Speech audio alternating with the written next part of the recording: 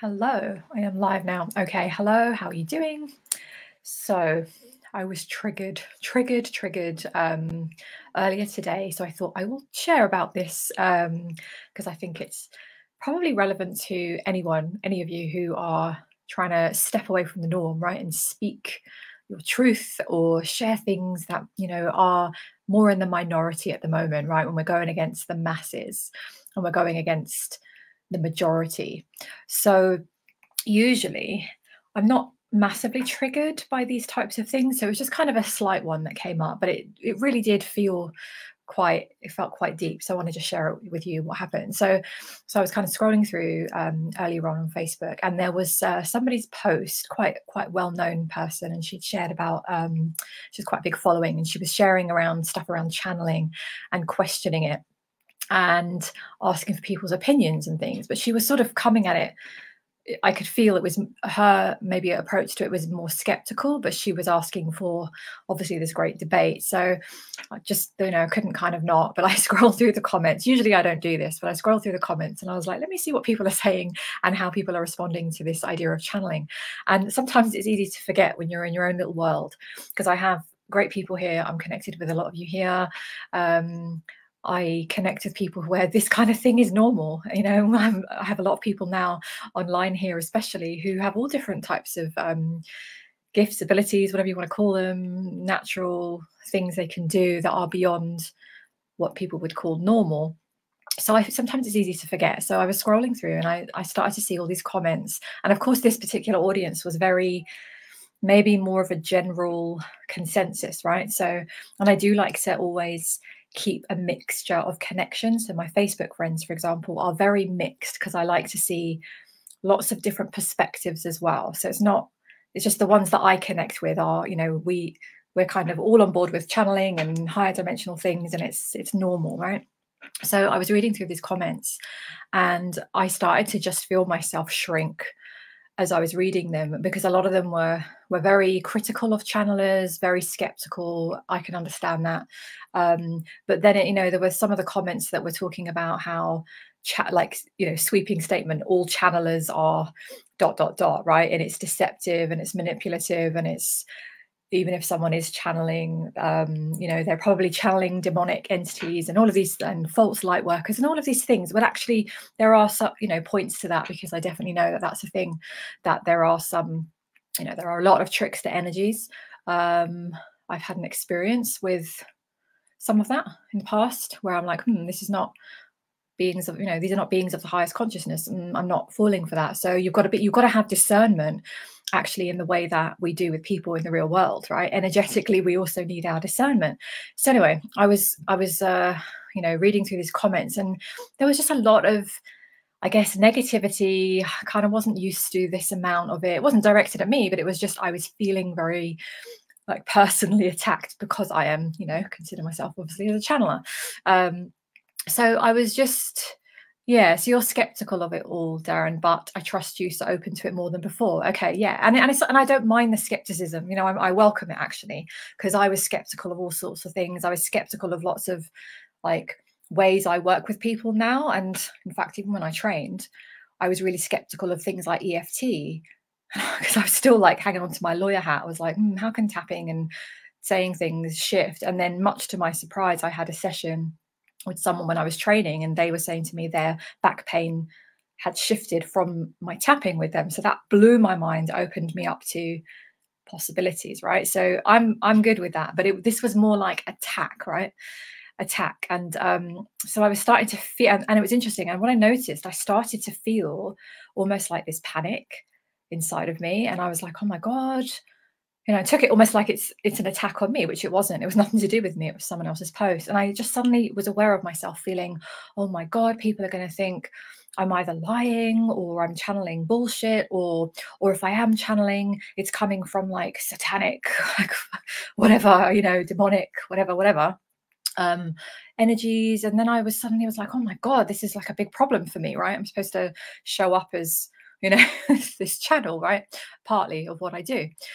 Anyway, so I started shrinking. I could feel my throat close up. I could feel myself wanting to hide. I actually started thinking, I don't even want to do my live stream later. I just felt really like hibernating. And then I just caught myself, because when you notice your triggers, it's not about not having them, but it's about noticing what is coming up. Like, what is this feeling that I do not like?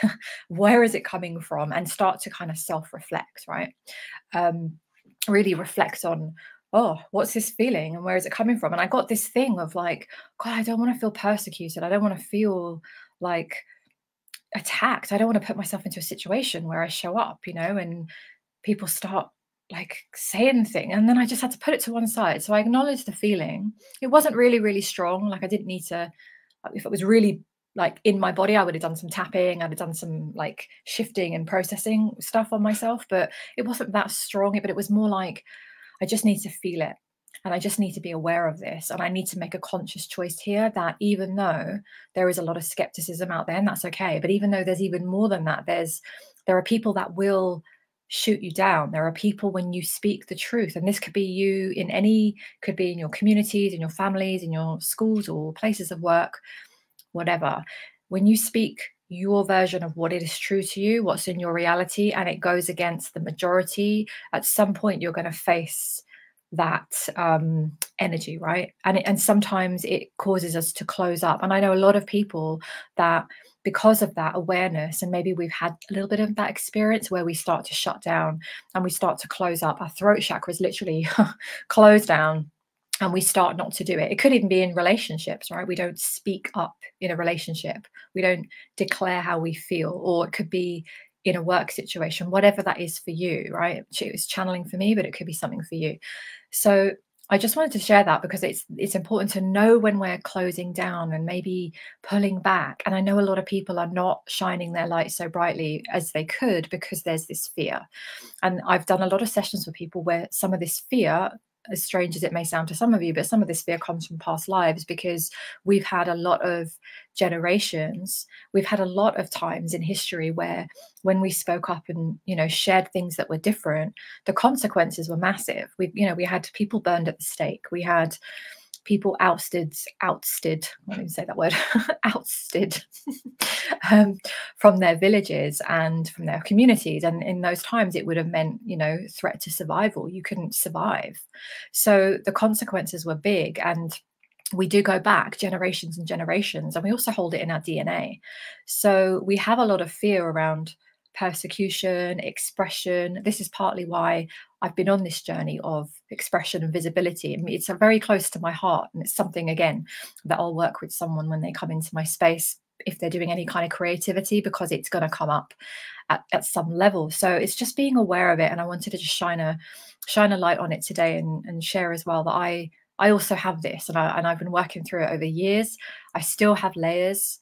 I still have, oh, am I being seen too much? Am I, oh, what if people start tuning in? And obviously I want people to tune in, but there can be this kind of conflict within us. So I'm really working through some of that.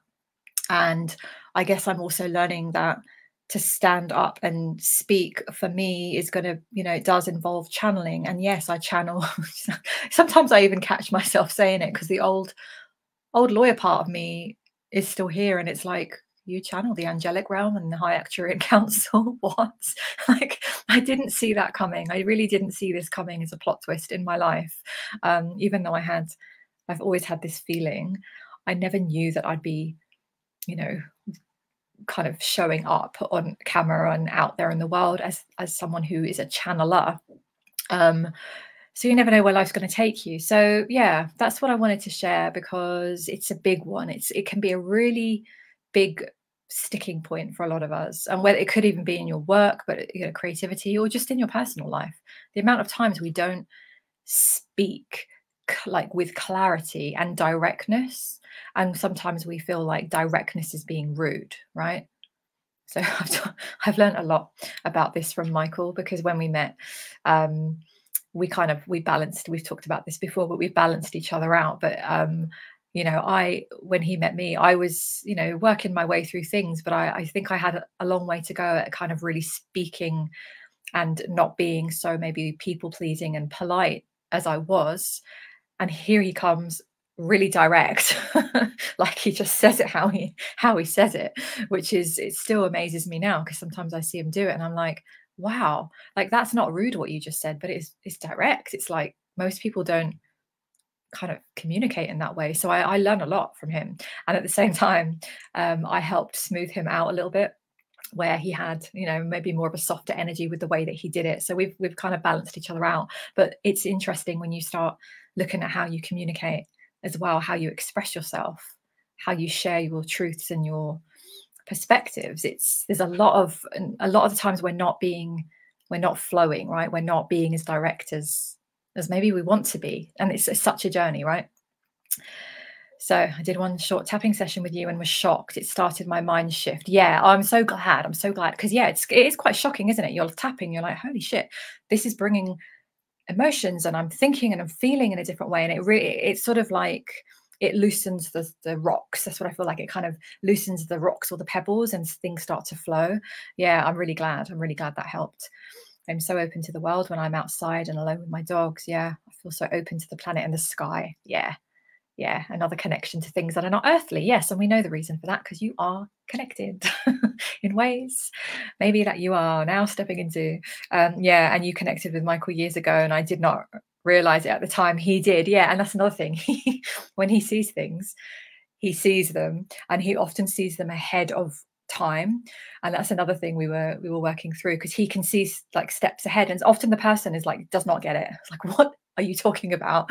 And then later they go, oh, that makes complete sense what he said to me. Even with me, he was saying things to me and I was like, I don't know what you're saying to me.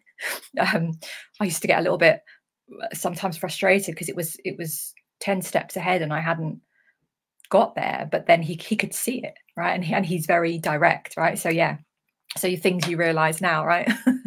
That's him. Right, so that's it. I'm going to go because I have got a session in 3 minutes. Yes, he is connected. Yeah. Oh, I'm glad that you feel glad that you met him. I'll let him know. Yeah, and he's glad about you too, because he's he's very discerning, as you know, with who he connects with. So yes, if you are connected with him, then it's a really genuine thing. And that's the other thing. He's genuine about who he connects with, right? I've seen his his block list on Facebook. He was showing me something, how to work something, and then I saw his block list. I was like, holy crap, your block list is massive. It's like longer than my friends list. It was huge. It made me laugh, because he has this kind of very clear, like he just doesn't tolerate BS. So I learned a lot from that energy. In ways that I was probably needing some strengthening. So yeah, and yours too. Yeah, it's really funny. I think maybe women, not to stereotype, but women maybe we're just a bit more, well, let's just see how it goes. And maybe men are just kind of like block, block, block. It really does make me laugh, but it's like I'm in awe of it, because it's just, there's no messing around, right? It's just you're acting on it. It's kind of funny to me. It's very funny. Right, that is it. So speak your truth, even if your voice shakes. Express yourself, even if you feel like you want to shrink down. And actually, one of the reasons I wanted to come on and not leave my live stream till later was because I started to feel like not wanting to even show up. And I thought, no, we're not going to do that. I'm going to show up and I'm going to keep doing what I'm doing. I'm on day 60, whatever now, and I'm going to keep riding this wave, right? Because it's important to me to be visible and share and express. It's just part of why I'm here, and it's what I love to do. So just keep that in mind. Okay, lots of love. Take good care of yourself. And yeah, I'm going to run because I've got a session now. Right, so I'll see you tomorrow. Thank you for joining me.